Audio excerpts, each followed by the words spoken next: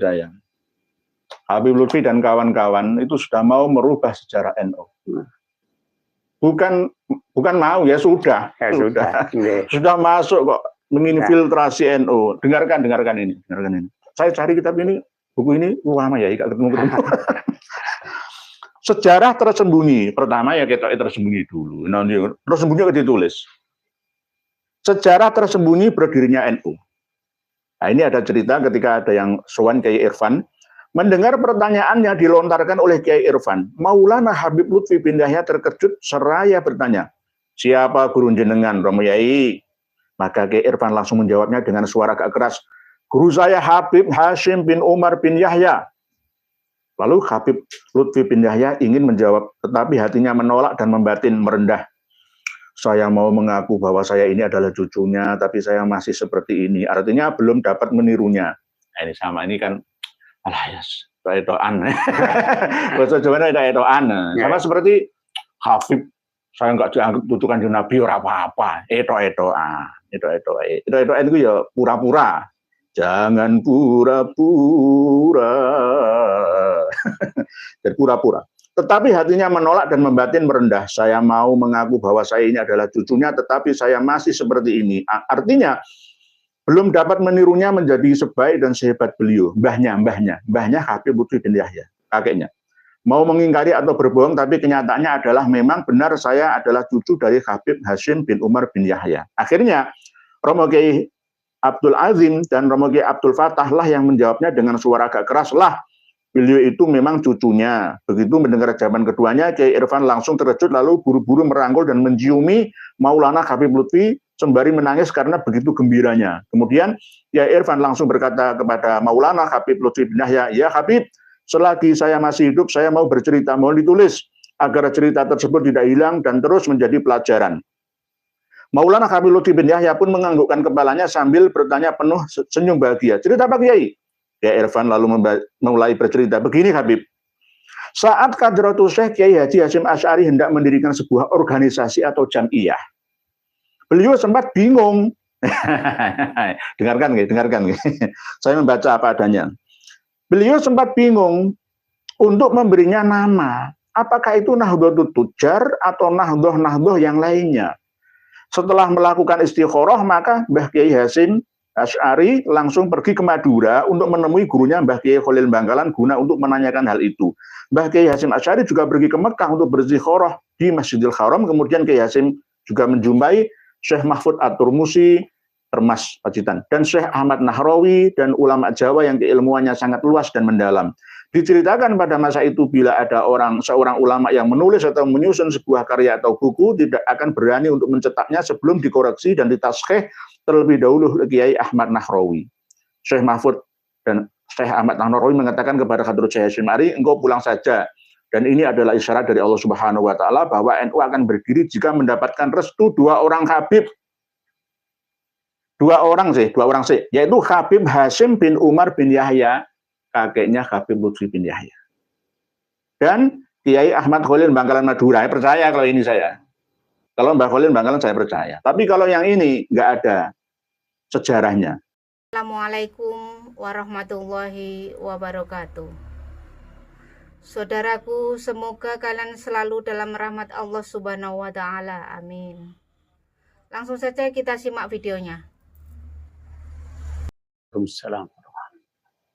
Bismillahirrahmanirrahim. Alhamdulillahirabbil alamin. Wal aqibatu lil muttaqin wala udwana illa 'alal zalimin. Asyhadu an la ilaha illallah wahdahu la syarikalah al-malikul haqqul mubin. Wa asyhadu anna sayyidana Muhammadan abduhu wa rasuluhu al-mab'uts rahmatan lil alamin. Allahumma shalli wa sallim wa barik ala nabiyyina Muhammadin wa ala alihi washabbihi ajma'in. Qala Allah ta'ala fi kitabihil karim. A'udzu billahi minasy syaithanir rajim. Bismillahirrahmanirrahim. Qul hal yastawil ladzina ya'lamuna wal ladzina la ya'lamun. Wa qala Rasulullah sallallahu alaihi wasallam, man kadzaba alayya muta'ammidan falyatabawwa maq'adahu minan nar. Amma ba'd. Yang kami muliakan, ingkang kula muliakan, ingkang kula ta'zimi, ingkang kula hormati Romo Kiai Haji Kanjeng Raden Muhammad Taufik dari Probolinggo. Jenengan sangat ditunggu ribuan, puluhan ribu orang ya. Karena kemarin kami sudah umumkan bahwa malam Sabtu kita akan kedatangan tamu agung dari Probolinggo.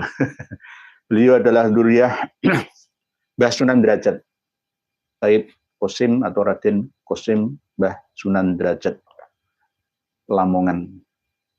Beliau alhamdulillah bisa rawuh bersilaturahmi dengan kita-kita dan panjenengan semua untuk dalam rangka mencintai Nahdlatul Ulama, menyelamatkan NU dari perusakan dan kerusakan orang-orang yang tidak bertanggung jawab, dengan merubah sejarah berdirinya NU, dengan merubah makam-makam kuno menjadi versi yang tidak asli. Lalu generasi kita yang akan datang 50 tahun lagi, jika kita tidak bergerak sekarang ini, jelas NU akan runtuh. NU akan runtuh. Beliau adalah ketua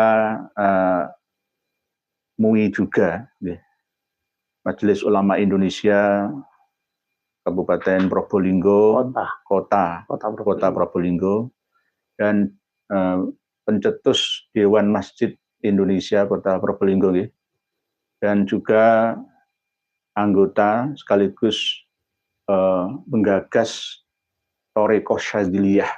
Saya juga pernah ya ikut Thariqah Syadziliyah. Kitab pegangan saya adalah kitab Sirrul Jalil dulu. Setiap hari itu saya wirid hasbunallah wa ni'mal wakil 450 kali dalam 24 jam minimal. Ya. Kalau ditambah lagi bisa ribuan itu hasbunallah wa ni'mal wakil, hasbunallah wa ni'mal wakil. Dengan termasuk mursyid Thariqah Syadziliyah.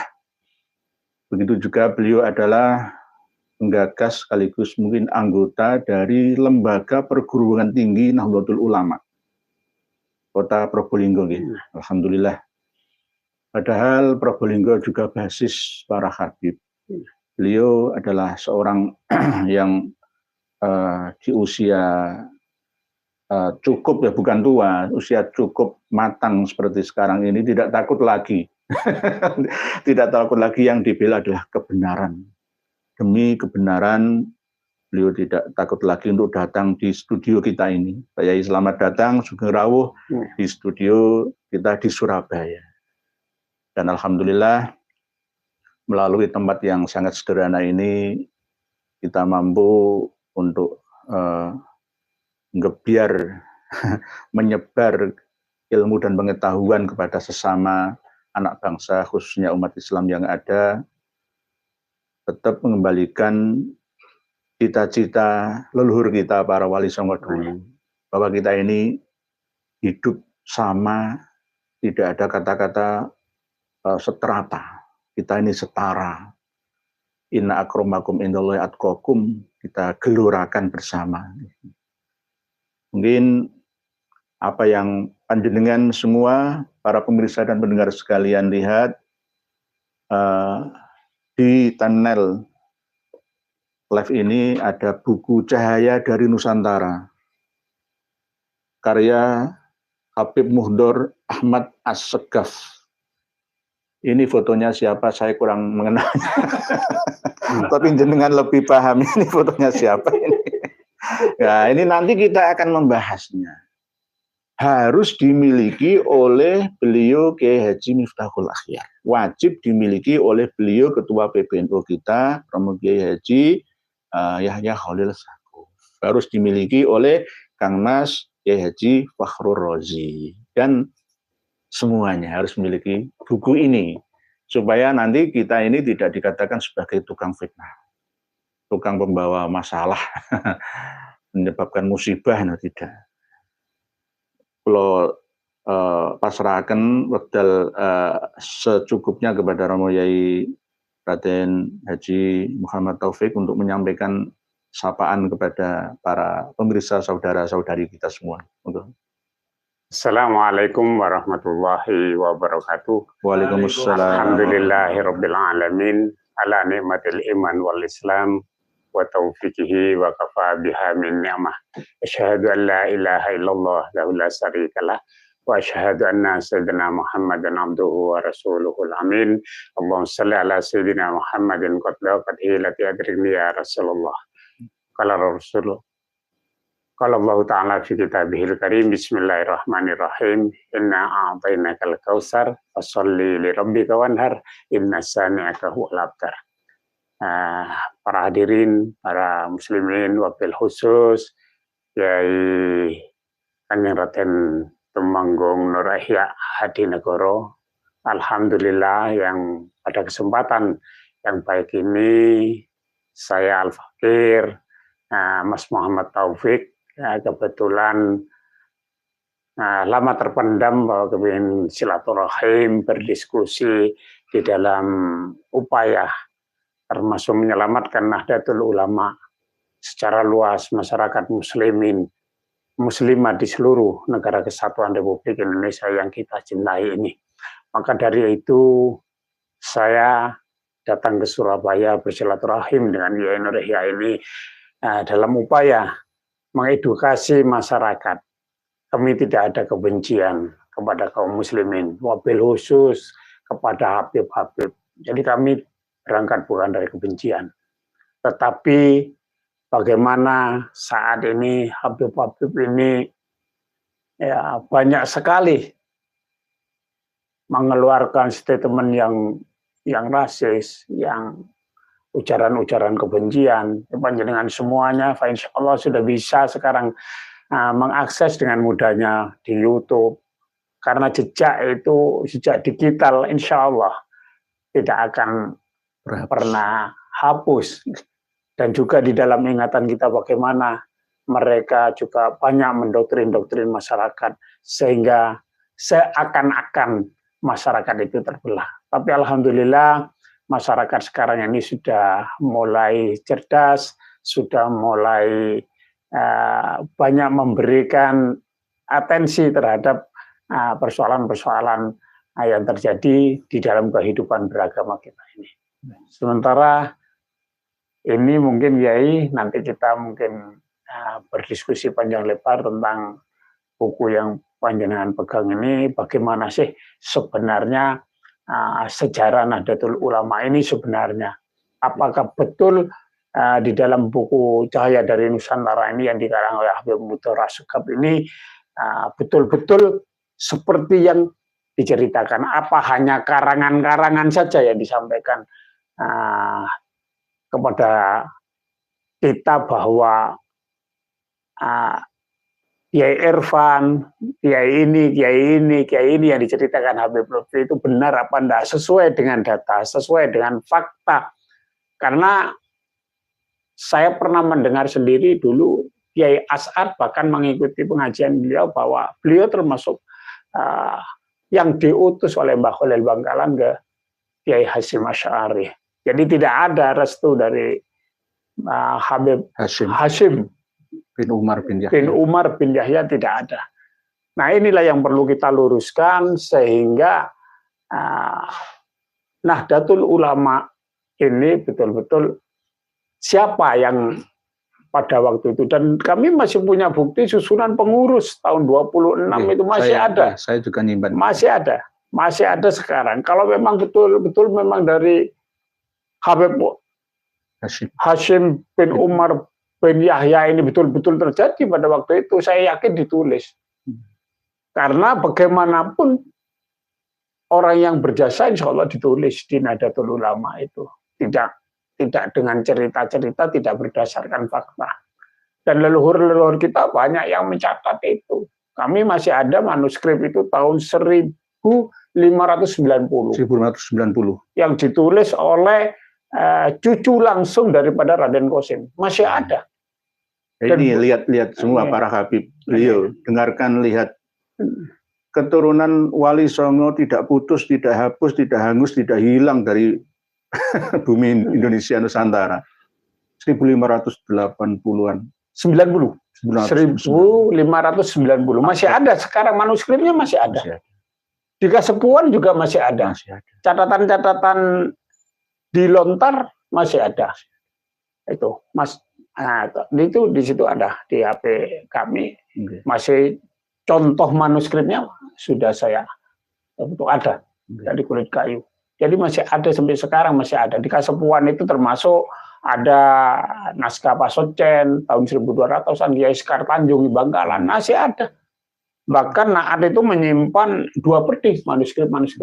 Di Nakoba Ansab Aulia Tis'a masih ada 2 peti yang nyambung sampai ke Sunan Cendana kepada Syed Muhammad Arif bin Raden Qasim atau Sunan Derajat. Jadi masih ada, Kiai.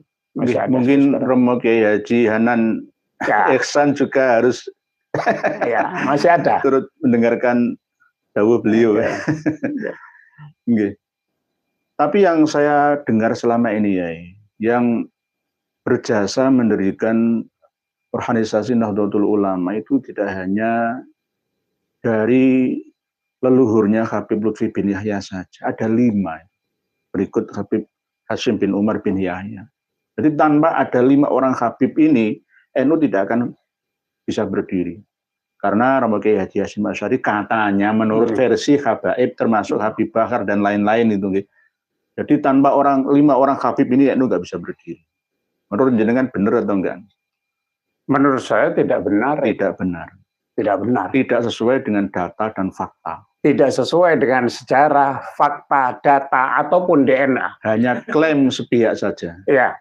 Apalagi kita berbicara DNA nanti, panjang nanti. Iya. Kita mukadimai dulu gitu. Jadi beliau sebagai generasi yang benar-benar ya lebih matang daripada saya yang baru ini, menyatakan apa adanya tanpa ada unsur kepentingan gitu. Yeah.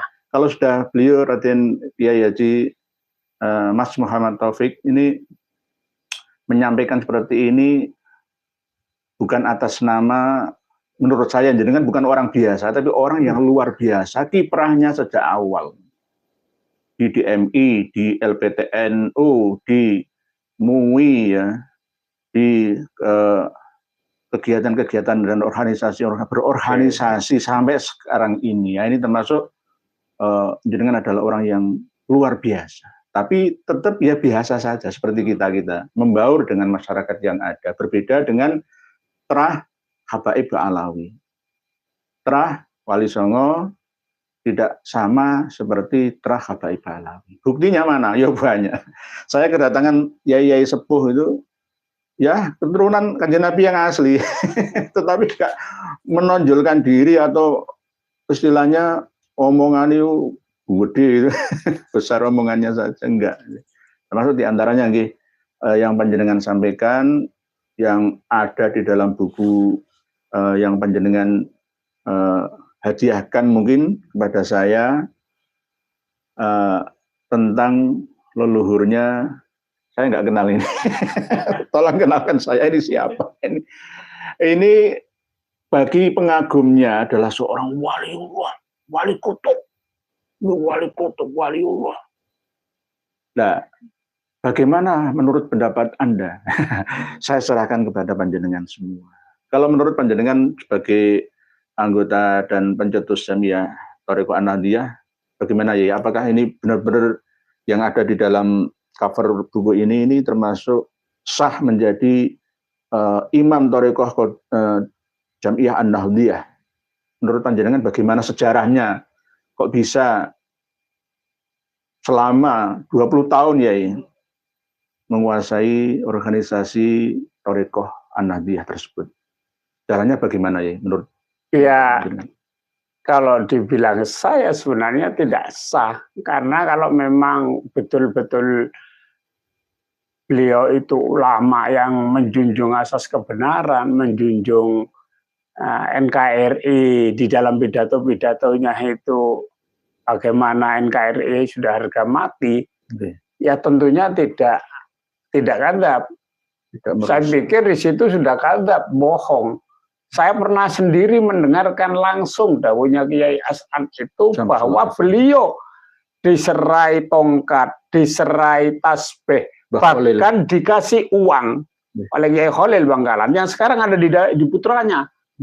Pernah ditunjukkan kepada saya melalui Kiai Haji Masrur, atau saya panggilannya sahabat saya Malung, putranya Kiai Sarkowi, Pamekasan. Itu beliau pernah mengajak saya silaturahim kepada Kiai Khalil As'ad, putranya Mbak As'ad.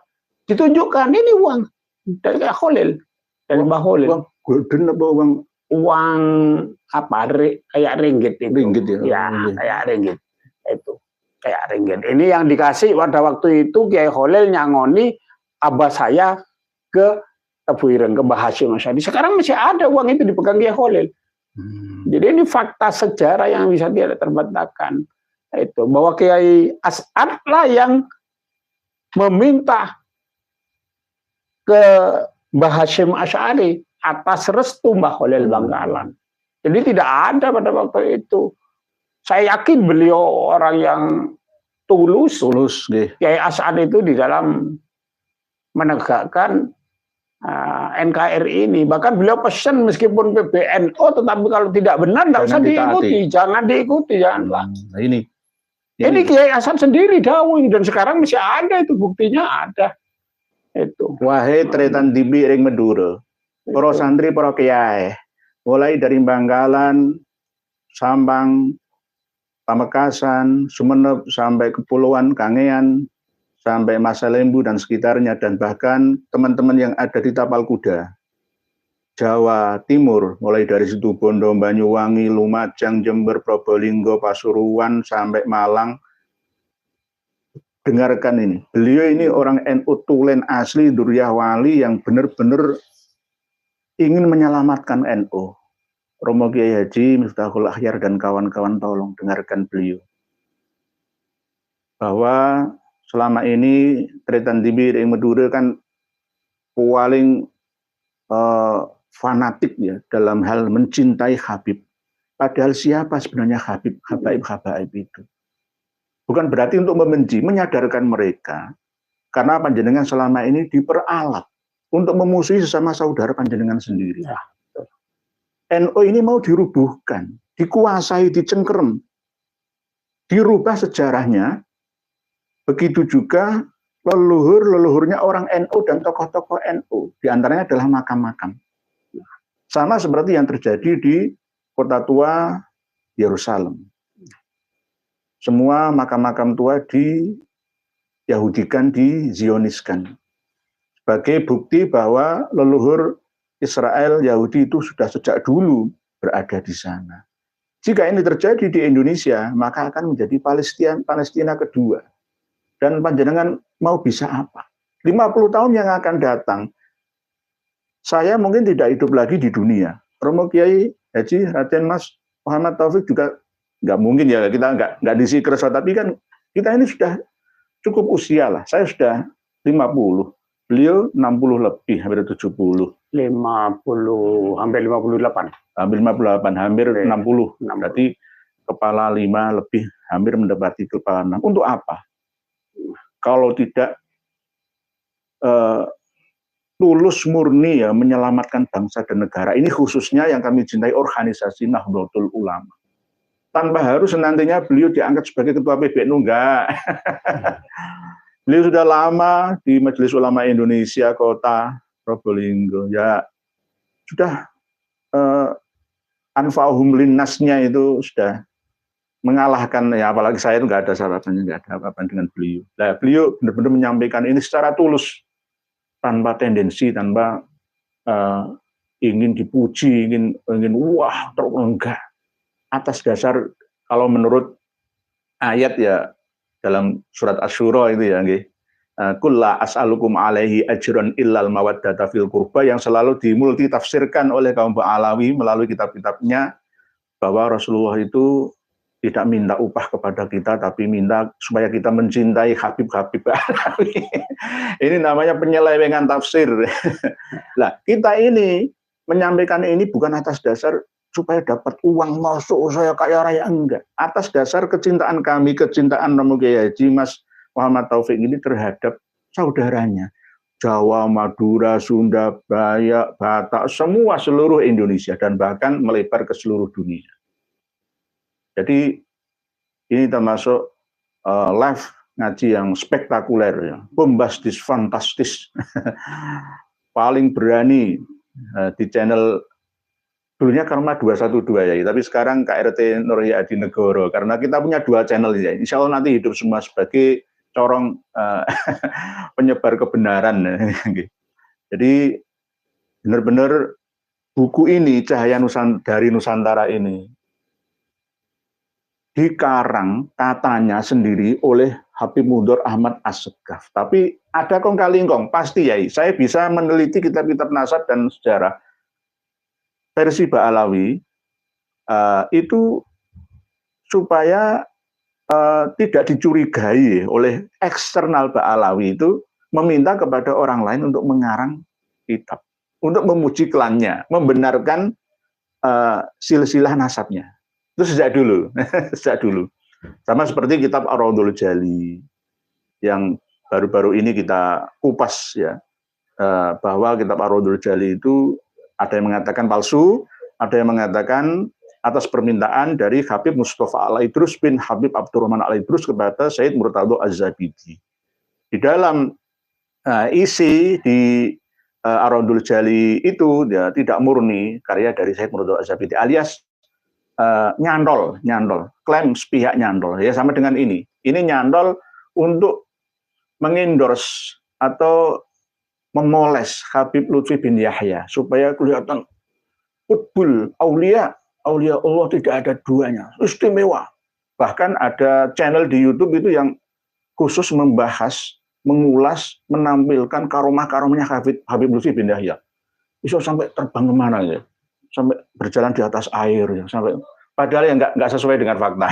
Ya. Ini namanya moles ya, moles. Ya. Sama dengan misalkan orang yang biasa dipoles supaya kelihatan luar biasa, super. Di branding lah. Di branding, di branding, di framing. Di framing. Jadi karena termasuk di sini ini bagaimana Habib Lutfi itu merenovasi makam-makam leluhur kita. Ada di dalam buku ini, sudah saya baca semua. Nggih, saya tak baca ya nggih, halaman 165 ya, 64 nggih. Ya. Buktinya kalau jenengan nggak percaya, Habib Lutfi dan kawan-kawan itu sudah mau merubah sejarah NU. Bukan mau ya, sudah. Sudah masuk kok menginfiltrasi NU. Dengarkan ini. Saya cari kitab ini, buku ini lama ya, ketemu. Sejarah tersembunyi. Pertama ya kita tersembunyi dulu. Tersembunyi ditulis. Sejarah tersembunyi berdirinya NU. Nah, ini ada cerita ketika ada yang sowan Kiai Irfan, mendengar pertanyaannya dilontarkan oleh Kiai Irfan, Maulana Habib Lutfi bin Yahya terkejut seraya bertanya, siapa guru jenengan, Romo Yai? Maka Kiai Irfan langsung menjawabnya dengan suara agak keras, guru saya Habib Hashim bin Umar bin Yahya. Lalu Habib Lutfi bin Yahya ingin menjawab, tetapi hatinya menolak dan membatin merendah.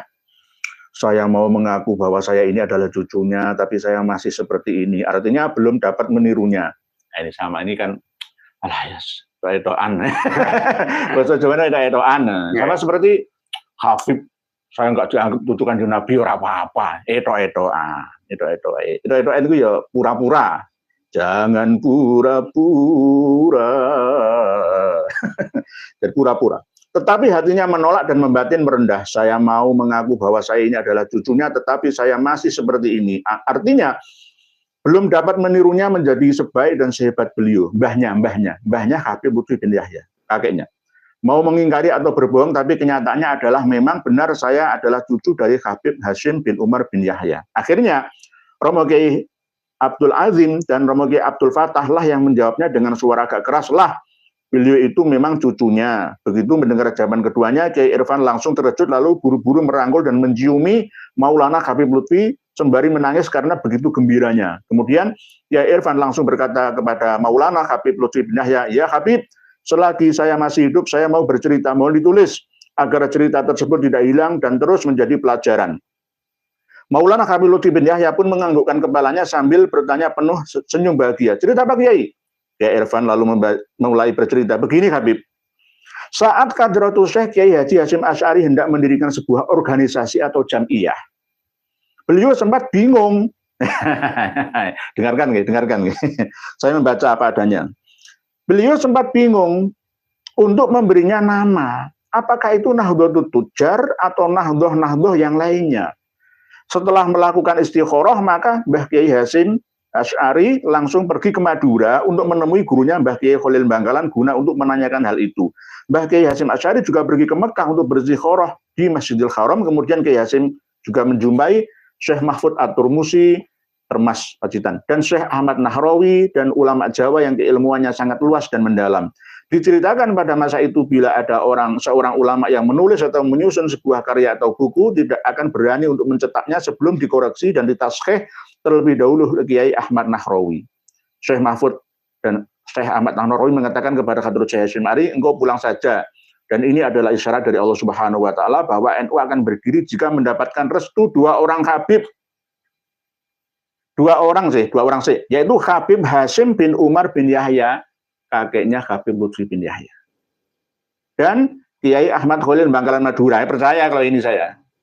Kalau Mbah Khalil Bangkalan saya percaya. Tapi kalau yang ini nggak ada sejarahnya. Habib Hasyim bin Umar bin Yahya Pekalongan dan Kiai Ahmad Khalil Bangkalan Madura. Setelah memperoleh jawaban yang menggembirakan tersebut, Hadratus Syekh Hasyim Asy'ari pun segera bergegas untuk pamit pulang ke Indonesia. Tak lama berselang, Hadratus Syekh bersama Kiai Asnawi Kudus, Kiai Yasin, dan beberapa Kiai lain berangkat menuju ke Pekalongan untuk bersilaturahmi dengan Kiai Muhammad Amir Simbang. Kemudian dengan diantar oleh Kiai Irfan, mereka bersama-sama menuju kediaman Habib Hasyim bin Umar bin Yahya. Ini mau merubah sejarah berdirinya Nahdlatul Ulama. Nanti lama-lama dia milik mereka. Rabithah Alawiyah ditinggalkan mereka karena paling banyak pengikutnya adalah Nahdlatul Ulama. Ini namanya menguasai. Kurang apanya coba? Sudah dikuasai, diakui bahwa leluhurnya lah yang berjasa mendirikan Nahdlatul Ulama. Habib Hasyim bin Umar bin Yahya. Ini harus diluruskan. Tidak hanya masalah tulisan sejarah dalam buku Cahaya dari Nusantara saja ini, tapi ada tesis S2 pasca sarjana yang ditulis oleh Siti Fatimah yang merubah sejarah makam-makam, khususnya makam KRT Sumodiningrat yang ada di jajaran Bantul, Yogyakarta. Dikloning menjadi KRT Sumodiningrat Syekh Kramat Jati katanya, yang ada di Lamber Kidul, Semarang. Ini bukti. Ini tidak merupakan fitnah ya. Jadi nanti suatu saat buku ini akan menjadi saksi dan bukti di pengadilan seandainya ada gugatan. Ini yang ditakuti ya oleh para Habib Alawi khususnya dari kalangan dalam, termasuk diantaranya adalah Habib Muhdor Ahmad As-Segaf. Apakah benar ini atau hanya untuk tameng saja? Ini kita patut curiga. Dan ini waktu tahun 2022 yang lalu, pihak dari Les Bumi, dari lembaga Pusat Nahdlatul Ulama, itu pernah bedah buku ini. Dan mempercayai apa yang ada, isinya yang ada di dalam buku ini. Bahwa benar memang Habib Hasyim bin Umar bin Yahya, kakeknya Habib Lutfi bin Yahya itu berjasa. Tanpa ada restu dari beliau nggak mungkin NU bisa berdiri. Ditambah lagi 4 orang Habib, diantaranya dari Situ Bondo ya. Situ Bondo ada yang dari Habib Abu Bakar bin Muhammad As-Segaf Gresik juga. Jadi tidak hanya ini saja. Tapi ini kan karena berhubungan dengan Habib Lutfi bin Yahya Pekalongan, ya beliau ya mesti mengagungkan leluhurnya. Jadi ini pesan panjenengan kepada Habib Lutfi bagaimana ya? Kalau saya kan masih muda, jangan nasihati ya ini. Sebagai sama-sama orang tua, kalau memang menyintai Nahdlatul Ulama dan NKRI, ya berhentilah menjadi seorang yang kadzab, menjadi orang yang pendusta. Kalau memang ulama, sementara mulai zaman dulu tidak ada orang-orang yang ditinggikan di atas kebohongan-kebohongan itu. Saya jadi teringat ada buku 100 tokoh di dunia. Saya pernah 100 tokoh di dunia itu ditulis hasil penelitiannya Dr. Michael Hahad. Kalau tidak keliru Michael Hahad namanya. Jadi saya pernah baca itu. Suatu ketika Michael Hahad ini ditanya, kenapa seorang profesor doktor seperti panjenengan ini kok meletakkan Muhammad di peringkat pertama. Maka jawabannya Michael Hahad ini seorang peneliti dari Inggris ini kalau tidak keliru, kalau Islam ini akan menyebar nanti ke seluruh dunia karena apa yang dibangun oleh Sayyidina Muhammad SAW ini di atas kebenaran, bukan kebohongan. Itu pesan daripada Dr. Michael Hahad. Jadi disinilah pentingnya bahwa sejarah ini ataupun data ini jangan dibangun dengan narasi-narasi kebohongan untuk memperdalam, memframingkan, menterkenalkan, mensohorkan daripada klannya. Kita tahulah sejarah. Saya sudah pernah menemui bagaimana duriannya Pangeran Diponegoro pada waktu itu di Makassar kalau tidak keliru. Namanya Raden Hanzah. Saya pernah ketemu di sana, tanyakan. Jadi itu membawa Belanda untuk membackup dan merusak ulama-ulama Nusantara itu tahun 1835 itu didatangkan 1840 didatangkan orang-orang Yaman itu. Datangkan. Jadi Habib-Habib itu tahun 1835 yang masif sampai ke belakang. Lah sedangkan nenek moyang kita itu 1200 sudah ada di Nusantara. Jadi saya pernah meneliti dulu di Mojokerto, situs-situs daripada Gajah Mada itu ternyata Gats Ahmada. Jadi Gats ini bangsa Sanskerta artinya patih atau panglima Gats Ahmada, pengikutnya Muhammad. Cuma sejarah ini sudah dirusak oleh Belanda.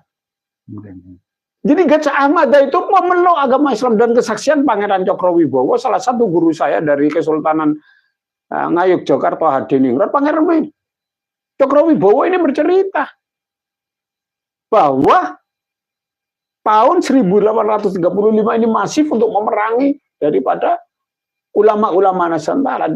Diangkatlah mufti pada waktu itu, mufti di Batavia adalah Utsman bin Yahya. Jadi tahun 1800. Dan ini masih ada. Catatan-catatan tua tahun 1200-an masih ada, 1500-an masih ada. Cuma memang disembunyikan pada waktu itu oleh keluarga Wali Songo. Bagaimana Islam ini menjadi rahmatan lil alamin di bumi Nusantara. Makanya saya katakan bahwa yang memerdekakan negeri kita ini keluarga Wali Songo, bukan lain. Bukan Mbak Alawi. Tanpa Mbak Alawi. Tanpa Mbak Alawi. Nah ini Pulau Jawa malah diaku-aku oleh orang situ Bondo itu katanya militer Pulau Jawa. Pulau Jawa nggak ada itu dulu saya Subakir. Yang Babon itu saya Subakir, makamnya ada di dekat penataran sana. Pasujutannya sekarang masih ada Subakir itu. Iya, patilasnya masih ada. Patilasannya itu ada di Keraton di Keraton Demak. Di dalamnya Pangeran Suryo Alam. Masih ada di situ patilasannya Subakir. Syekh Ramat Jati juga di situ makamnya. Tapi Syekh Ramat Jati kok di Lamber Kidul Semarang? Nah, itu juga ya inilah memang ya kloningan atau sering mengaku-ngaku. Bahkan di Probolinggo juga ada. Dulu makamnya Kiai sekarang menjadi Habib. Ada masih sekarang. Buktinya ada. Habib Yusuf yang di Sumeneb itu. Betul Kiai. Saya sudah pernah ke sana. Saya tahun 84 kuliah di IAIN Pamekasan. Di Pamekasan. Saya lama di Pamekasan. Oh, alhamdulillah saya juga sering ke sana dengarkan wahai Tritanti Piring Madura. Beliau asli Jawa Madura. Saya ini lebih hampir 7 sampai 8 tahun di Pamekasan. Saya sudah pernah ke Syekh Yusuf. Dulu namanya Syekh Yusuf.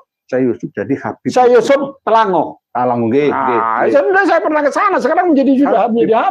Saya lihat sendiri. Nanti mungkin Habib Yusuf Telango bin Yahya mungkin nanti suatu hari. Termasuk Sayyid Alwi Al-Maliki Al-Hasani sekarang menjadi Habib. Iya. Kalau tidak percaya saya punya buktinya dan saya dekat rumahnya. Covernya. Saya fotonya ini. Iya, saya ini ngampu 33 pesantren sekarang. Iya. Ngampu 33 pesantren di Kota Probolinggo. Duria Wali Songo pun banyak yang dikatibkan ya. Iya. Al-Qadiri, Al-Asyaibani, Al-Hasani, Al-Idrisi itu banyak yang tasyahibkan. Iya. Mbah Said Sulaiman Mejagung, iya. Ali Akbar, Said Ali Akbar, Said Al-Azhar Deresmo. Iya. Nah ini pembelokan sejarah ini harus kita luruskan. Jadi leluhur Nusantara itu Wali Songo yang pada waktu diotaki oleh Kanjeng Sunan Ampel atau Raden Rahmat cikal bakal dari termasuk Mataram, Islam, Mangkunagara, Yogyakarta, Hadiningrat dan keraton-keraton di Nusantara ini otaknya Mbak Ampel. Dan Mbak Ampel bukan Ibrahim Samarkand, disamarkan sudah jelas Uzbek. Kuncinya di situ. As-Samarkandi itu Uzbek, bukan Hadromi. Bukan Hadromi. Tapi masif ya, di setiap buku sejarah ya berdasarkan Tom Pierce dan Van den Berg itu berdasarkan para orientalis ya, kapitalis itu yang merubah ya, kerjasama lah mereka dengan penjajah ya, sama saja. Jadi itu catatan-catatan di manuskrip tua itu termasuk di Kasukuan Derajat itu sama dengan tes DNA, SNP-nya itu sama. Tidak melewati dari Yaman, tidak ada melewati Uzbek, Afghanistan sampai ke Campa, sampai kepada Patani itu Thailand, sampai ke Laut, Filipina, dataran tempatnya Nur Miswari itu. Nah, itu sampai ke tanah Jawa. Disinilah banyak ya, seperti di Tuban itu Durya Wali Songo banyak, di Tuban, di Lamongan banyak, sampai ke Blitar, Sesubakir. Bagaimana perimbangan-perimbangan itu para wali-wali itu menyebar ke Nusantara itu. Jadi kerajaan-kerajaan di Nusantara itu yang membedani, yang menjadi imamnya pada waktu itu kan Kanjeng Sunan Ampel, Raden Rahmat. Lah moro-moro ada Habib sekarang ini menjadi Raden, ya aneh. Aneh bin ajaib itu. Nah, itu sulitnya ya, saya itu sulit dan berat untuk menyadarkan kiai-kiai sepuh yang nggak melek sejarah. Katanya ya Habib itu lebih tinggi derajatnya daripada Wali Songo, daripada kiai. Karena ini durian Nabi, cucu Nabi, darah Nabi. Kita harus manut apa jarine, apa kata Habib. Apalagi Habib Lutfi bin Yahya ini cucu Nabi. Berarti nggak boleh kita berani. Nggak ada ceritanya itu cucu Rasulullah itu namanya Habib, tidak ada. Mulai zaman dulu ya Sayyid dengan Syarif. Itu tidak ada ya Sayyid. Allahumma sholli ala Sayyidina Muhammad. Ana Sayyidi waladi Adam. Saya ini Sayyidnya, jelas tuntunannya ada. Nggak ada kalau itu. Jadi sejarahnya di sana memang Yaman itu kan negara komunis. Negara komunis di Yaman itu. Jadi kita sudah fair, keluarga Wali Songo ada 150 Durya yang sudah tes DNA di 7 lembaga. 7 lembaga. Ya, punyaan saya malah dikirim ke Houston. Dikirim ke Houston, Texas, Amerika. Jelas itu. Haplogrupnya jelas keluarga Nusantara. Dengarkan. Itu. Termati. Itu kalau ada J1 ya J2. Makanya kita punya budaya, kita ini leluhur kita kadang-kadang membawa pusakanya namanya keris. Itu asal dari kata Quraisy. Jadi Quraisy, Bani Hasyim, dan disebut di dalam Al-Quran li'ila fi Quraisyin. Jadi klan yang tinggi itu bukan Habib, ya klan yang paling tinggi ya Quraisy. Nah ini Quran. Ini Qabila yang namanya Quraisy, bukan Qabila. Selain itu disebut ini oleh Allah. Qabila itu. Nah, Habib itu bukan Quraisy, bukan Arab ya. Bukan Arab. Itu. Tapi ngaku Kanjeng Nabi, turunnya Kanjeng Nabi itu. Gitu. Makanya susah juga kalau bahasanya KRT Fakih Hadiningrat itu kalau ditanya awakmu duwe mobil apa? Innovanti surat-surate. Lah di BPKB orang anak bulet. Nah, katanya Mas Fakih itu. Tapi bukan Fakih Muqaddam, bukan. Fakih Hadiningrat karena ini orang keturunan Prabu Sultan Hamengkubuwono. Pondoplek saya banyak berguru pada beliau tentang bagaimana cara mengetahui hasil tes DNA. Ya, Mas Fakih itu juga dari pihak perempuan masih keluarga derajat juga. Itu Mas Fakih itu. Jadi kemarin juga ketemu. Makanya sebenarnya kalau mau adu data, mau adu manuskrip, ya DNA. Kenapa? Kita semua sudah DNA, ya tidak ada masalah sebenarnya kalau mau jujur. Itu saja penting. Makanya semuanya harus dilandasi kecintaan kita, kejujuran kepada agama ini. Sehingga agama ini menjadi rahmatan lil alamin. Saya kecil dulu ya ngajinya kepada ulama-ulama Nusantara, ya tidak ada gegeran, ya biasa-biasa. Toleransinya itu sangat tinggi ya. Jadi kalau sekarang ini gegeran ya karena dipicu memang kayak begitu. Bayangkan Pulau Jawa milik Tarim katanya. Kalau itu berzina boleh, mabuk boleh, ini boleh, penting nggak apa-apa. Itu nanti bisa dipadamkan neraka yang itu. punya surga itu kakek saya. Iya, lah ini kan saya berbuat apa saja nggak apa. Kan pembodohan kepada umat. Kalau Fatimah saja mencuri potong tangannya, lah memang kayak begini gimana? Lo ngajinya di mana kalau ajaran kayak begitu? Rusak. Jadi rusak itu. Nah, bagaimana kita yang ditanamkan, kalau istilahnya Gus Muwaffiq itu, ya Wali Songo yang nanam kok mau dirusak-rusak. Ya sudah dirikan majelis, ditapuk wono genderangnya apa, kita hidup rukun. Ini tidak ada masalah. Tidak ada masalah sebenarnya. Itu.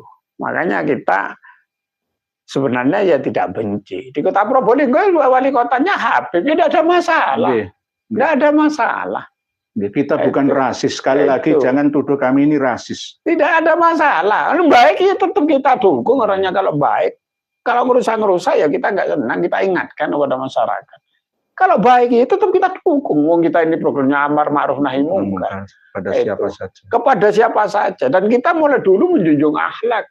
Mulai zaman dulu. Lah terus kalau kamu menjaga akhlak terus mencium kakinya, ini kan salah tuh. Ajaran yang mana Kanjeng Nabi itu? Beliau itu ya juga tidak pernah dicium kakinya oleh sahabatnya. Mi'raj ya 1 kali, tidak ada 70 kali mi'raj. Ya, tidak ada. Ajaran dari mana? Ya mungkin ya ajaran dari doktrinnya. Guys, yang perlu kita selamatkan guys, selain Habibnya ini muhibinnya ya ini. Muhibinnya itu kalau bisa guys, kalau masih mempertahankan doktrin-doktrin khurafat, pembodohan seperti ini, lebih baik tinggalkan saja ya ini. Majelis-majelis mereka, pesantren-pesantren mereka, karena jika diteruskan nanti generasi-generasi kita akan rusak semua. Saya membuktikan sendiri. Lulusan dari binaan mereka para Habib itu berani, Kiai itu sepele ya, Kiai itu siapa? Saya itu guru saya, cucu Rasulullah. Kiai itu, nanti jenengan ngomong 10 kali, kalau Habibnya ngomong 1 kali, lebih saya 1 kali aja. Nah, ini terjadi, saya membuktikan sendiri, survei itu. Nah ini kan bahaya. Ya, bahaya. Apalagi kasus-kasus yang terjadi ya bukan kita mendiskreditkan habaib ya, termasuk diantaranya ketika ada solawatan-solawatan, anak-anak putri kita ikut-ikutan, terus akhirnya kecantol, kesengsem, akhirnya jadi kayak kasus yang ada di Lumajang kemarin yang saya percayai. Yang termasuk di Sidoarjo, Pagerwojo, Muduran itu juga begitu. Mohon maaf ya, kemarin Candipuro, bukan Candiroto. Saya itu ingat Lumajang itu Jatiroto sama Candipuro. Jadi kadang-kadang Candiroto, Candipuro Lumajang, yang pesantren Habib Merah itu. Jadi berbahaya. Ini penjajahan dengan berkedok agama. Ya betul. Jadi kalau kita meruntut sejarah, memang persis pola-polanya Belanda itu kan memang satu adu domba. Yang kedua, bagaimana mengecilkan peran ulama Nusantara itu dengan doktrin-doktrinnya, sehingga ulama-ulama itu zaman dulu sudah diadu domba. Nah, sekarang ini puncaknya itu, dan itu diwarisi. Termasuk doktrin yang paling berbahaya itu 70 kiai itu lebih utama 1 orang Habib yang bodoh. Nah, itu. Ajaran dari mana kan tidak ada. Saya leluhur saya itu ada yang begini ya, saya cerita sedikit ya. Di antaranya adalah pas pada zaman setelah Indonesia merdeka, kedatangan Nica dan sekutunya, di antaranya juga Gurkha, itu kiai-kiai pejuang kita dicari-cari oleh Belanda. Terus ya bekerja sama dengan Habib. Nah, Habib itu kan kiai-kiai kita kan setelah bergerilya kembali ke desa. Setelah 1947 kembali ke desa masing-masing, itu dicari sama Belanda. Lah, mata-matanya siapa ya? Habib ini. Tapi Habib ini nyamar seorang ulama. Ya bagus, baik gitu. Jadi, malam hari ini saya mau nginep ke rumahnya Yai. Oh, jenengan dong nggak punya perasaan suudon, kalau mesti khusnudon, wong ini orang baik, orang soleh ya. Monggo buka Habib, betul. Saya Habib, jenengan Kiai, saya nginep rumah jenengan gitu, di desa pelosok itu. Padahal saya itu mata-mata, kepingin mencari jenengan di mana posisinya. Lalu pas jenengan tertidur, mau sholat subuh, Saya di kamar sendiri, saya belum ada HP belum. Dulu belum ada HP kan, belum ada. Tapi Telik Sandi itu kan punya kode nih. Ternyata yang datang sebelum subuh itu tentara Belanda bersama dengan Habib-Habib itu memberondong sampai nama sholat subuh. Mati. Saya lari, selamat saya, mata-mata. Bukan saya yang membunuh jenengan, tapi saya informan bagi mereka. Dan ini terjadi di mana-mana ya. Nggak ada yang berani membantahnya. Saya punya buktinya. Saya punya buktinya bahwa Belanda bersama kapiten-kapitennya dulu itu sejak sebelum kedatangan Jepang sampai setelah Jepang hengkang, lalu datang lagi Nica Belanda yang kedua, itu sama saja kerjasama dengan Belanda. Makanya memang sejarah mencatat pada waktu itu juga betul Pak Karno memang mau memulangkan. Kalau tidak karena jasanya Kiai Wahab dan ulama-ulama NU pada waktu itu sudah dipulangkan oleh Bung Karno. Bung Karno di dalam sejarahnya itu mutus Jenderal Ahmad Yani, makanya Jenderal Ahmad Yani dihabisi. Ini dihabisi jenderal itu. Ya untunglah Pak Harto dengan tegas menghapus PKI itu. Nah, ketuanya itu dari mana? Musuh itu bawa marganya apa? Ini itu di Sliwerno ya. Rabbi Ta'ala ya tidak mau mengakui gara-gara huruf T dan huruf D antara Hamas Aidid dengan huruf Qalqalah Aidid itu nggak sama. Berarti Ahmad Aidid itu bukan Alawi. Masa ada orang Madura, Jawa, Sunda, Batak, Melayu nama masih ada itu kok di Belitung kalau tidak keliru. Saya pernah ke sana. Seluruhnya ada di Bangka Belitung sana. Keluarga-keluarganya masih ada dan itu baik semua. Kalau buruk nggak mau mengakui ya. Tapi kalau baik diakui. Ada semua di Ningrat, habaib. Pangeran di Ponegoro habaib. Wan gimana banyak kan? Jenengan nanti kalau kita nggak berjuang mulai dari sekarang, jenengan Kanjeng Haji Raden Muhammad Taufik Al-Hajj, kalau kita nggak berjuang mulai sekarang, jenengan meninggal dunia. Habib Muhammad Taufik Al-Hajj Asegaf. Kalau nggak percaya coba. Ya buktinya Habib Yusuf Talangu. Ya, dulunya Syekh, sekarang jadi Habib. Akhirnya yang belum ada marganya. Habib Yusuf Talangu Al-Hadur, Al-Hadar atau Al-Muhdar, bisa juga. Karena kita diam. Contoh yang paling nggak bisa diingkari oleh seluruh rakyat sedunia ini apa? Di ring 1 makam Maulana Ibrahim Basunan Bonang. Saya itu kadang-kadang kalau ke sana itu nangis. Ya Allah. Ya. Di sekelilingnya itu. Karena ketua yayasannya katanya sudah dari mereka. Nah, itu. Dari mereka. Itu. Bahkan Tanah Perdikan punya nampel itu. Nampel 15 hektar. Dulu nggak 15 ya, 20 sebenarnya dulu. Cuma ya, perkiraan 15, tapi dulunya 20. Saya informasi dari Yai Munawir itu ya sekitar 14-an. Oke.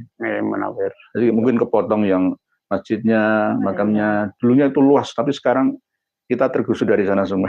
Nah, itulah. Jadi Tanah Perdikan itu ya begitu. Ya karena memang para habaib Alawi dari Hadrami itu mendukung Wilhelmina. Ya setiap tahunnya mengeluh-ngeluhkan, wah ya akhirnya ya dikasih tempat. Ya. Padahal itu tanah tampilan. Jejak digital nggak bisa dihapus karena memang sekarang di perpustakaan Leiden saja sudah jebol. Sudah jebol, jadi data-data juga banyak di sana. Tapi kita juga masih menyimpan manuskrip-manuskrip tua, manuskrip-manuskrip kuno, jadi masih menyimpan kita.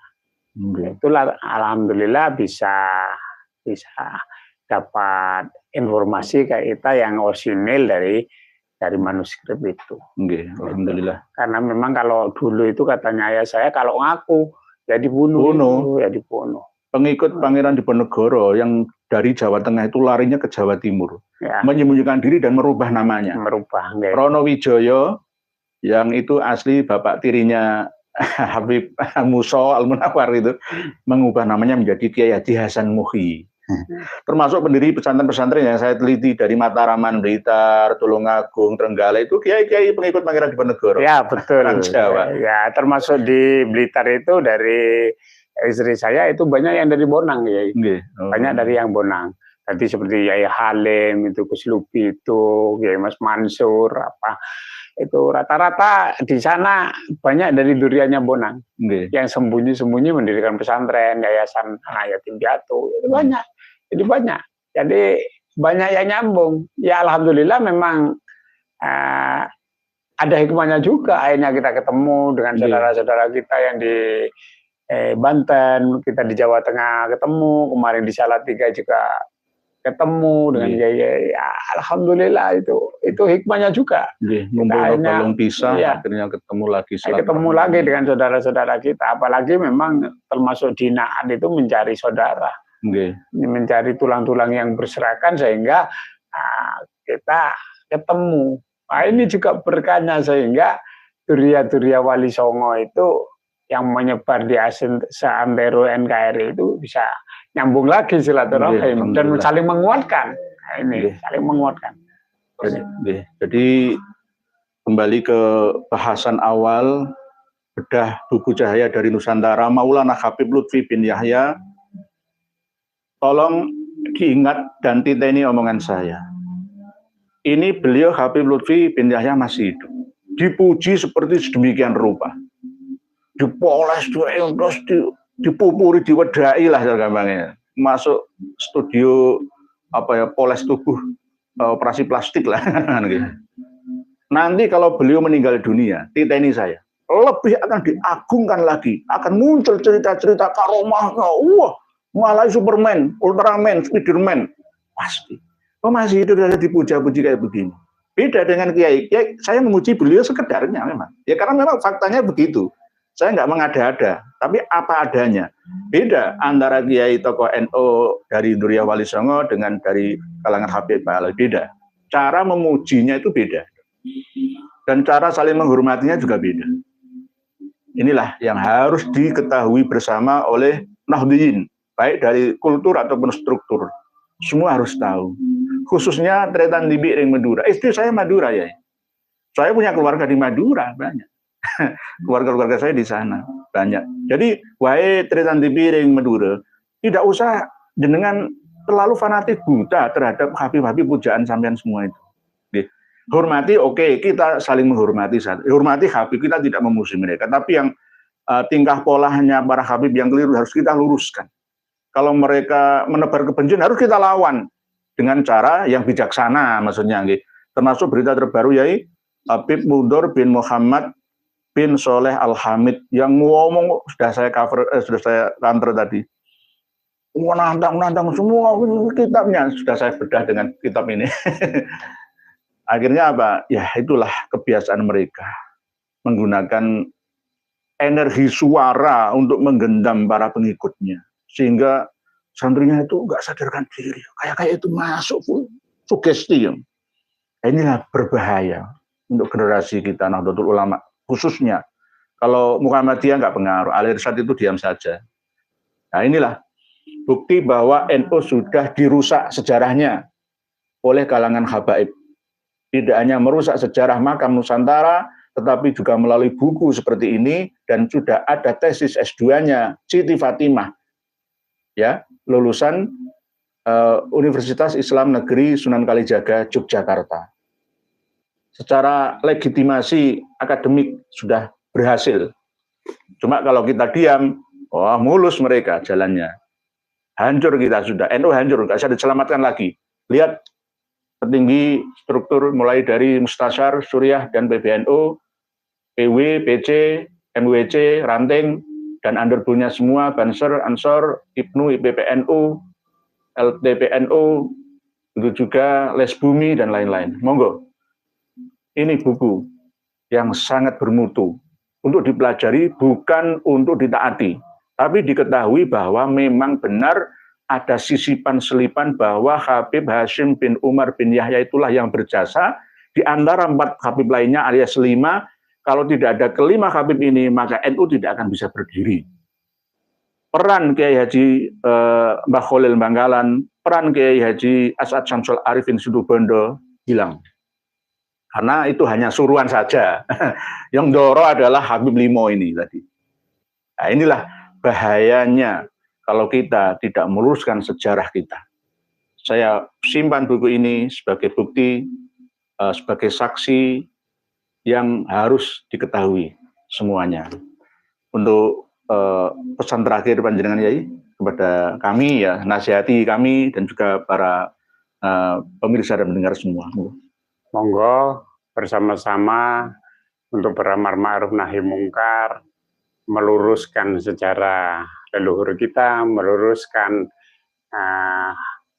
ajaran yang telah diberikan oleh baginda Rasulullah SAW melalui Al-Quran, melalui Al-Hadis, dan anak-anak kita selamatkan dari pengaruh-pengaruh yang negatif dari ajaran-ajarannya, dari doktrin-doktrinnya, dari kurafat-kurafatnya, sehingga kita bersama-sama mengaji kepada ulama Nusantara, kembali kepada jati diri bangsa. Bagaimana bangsa ini didirikan oleh Wali Songo dan duriah-duriahnya. Mungkin ini Kiai yang bisa kami sampaikan. Moga-moga ini ada manfaatnya bagi kita semuanya. Amin ya rabbal alamin. Amin. Matur suwun Romo Kiai Haji Raden Mas Muhammad Taufik Duriah Mbah Sunan Derajat bin Mbah Sunan Ali Rahmat, Mbah Sunan Ampel Surabaya, yang berkenan rawuh ke tempat kita ini. Semoga langkah panjenengan Yai dari Probolinggo ke Surabaya, setiap jengkalnya dibalas oleh Allah dengan kebaikan-kebaikan yang tiada tara sejak sekarang sampai di akhirat nantinya, dan berkahnya kembali kepada duriah panjenengan, sholih dan sholihah, duriatan thayyibah, dengan dikasih anugerah oleh Allah umur panjang dan sehat. Amin. Jangan hanya umur panjang sampai loro, enggak. Umur panjang dan sehat. Amin. Dengan memiliki amalan torekoh sendiri, insya Allah bisa umur panjang dan berkah. Amin. Berkualitas menikmati hidup ini. Demikian pertemuan kita pada sore hari ini, semoga bisa bermanfaat untuk semuanya. Jika ada tutur kata kami yang kurang berkenan, mohon dimaafkan. Hadanallahu wa iyyakum ahadas sabil ihdinas siratal mustaqim wal afu minkum. Wassalamualaikum warahmatullahi wabarakatuh. Waalaikumsalam warahmatullahi. Ini sudah jelas, mereka habaib sudah membelokkan sejarah NU dan sejarah Nusantara ini. Ini kalau tidak ditindak tegas oleh orang-orang yang ada jabatan di Indonesia, ini akan sangat berbahaya. Coba berkaca pada masa PKI. Itu adalah golongan habaib imigran Yaman komunis. Belum lagi pada masa Belanda, yakni Habib Usman bin Yahya, mufti Belanda yang menghalau perjuangan pribumi kita. Semoga bermanfaat. Akhir kata, wassalamualaikum warahmatullahi wabarakatuh. Sampai jumpa di video selanjutnya.